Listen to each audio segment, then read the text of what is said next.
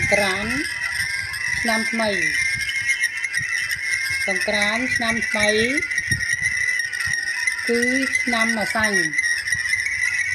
នឹងឈានចូលមកដល់បន្តិចទៀតនេះ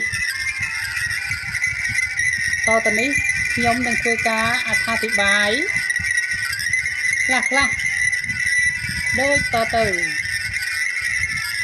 ឆ្នាំរោងបានឆ្លងផុតក្នុងថ្ងៃអាទិត្យមួយរោចឆ្នាំ2025ឆ្នាំចាស់ផ្លាស់ចូលឆ្នាំថ្មីគឺឆ្នាំម្សាញ់ត្រូវនឹងថ្ងៃច័ន្ទ2រោចថ្ងៃទី14ខែមេសា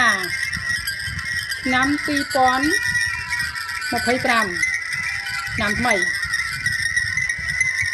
វេលាម៉ោង4:48នាទីរសៀល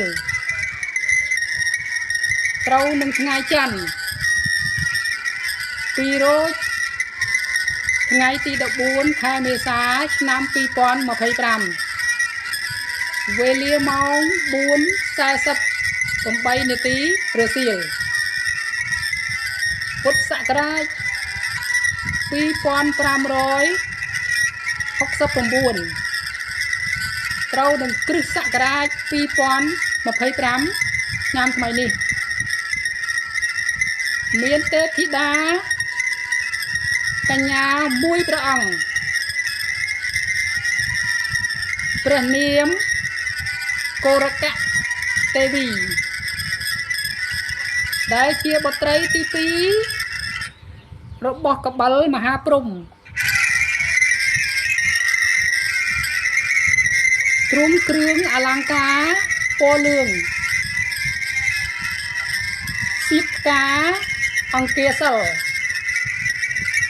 បាននាំអស់ទេពធីតាទេពនិករ10000កោដដង្ខែជុំវិញភពផែនដីទាំងមូលនិងភ្នំព្រះហែមនិព្វានបាននាំមកនៅសេរីសួស្តី3ប្រការចំពោះមនុស្សលោកនិងសត្វលោកផងដែរដែលរស់នៅលើផែនដីយើងនេះសេរី3ប្រការមានដូចតទៅ1កើតនៅជើងមុនពេលផ្ទុំពិត2កើតនៅមុខទុំយុគមិនល្អ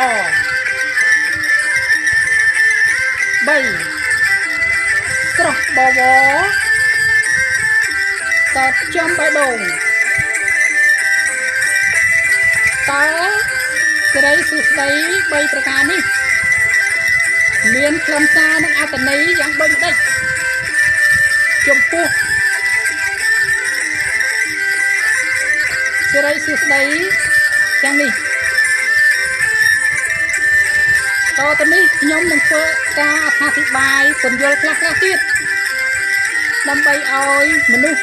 យល់ដឹងអំពីសេរីសួស្តីទាំង3ប្រការនេះ1កើតនៅជើងនៅពេលទុំពិត2កើតនៅមុខទុំយុគមិនល្អ3ស្រស់បវរកើតចំបេះដូងអត្ថន័យនេះចង់បញ្ជាក់ថានៅពេលថ្ងៃមនុស្សដើរប្រកបមុខរបរសត្វសារពើគឺដើរដោយជើង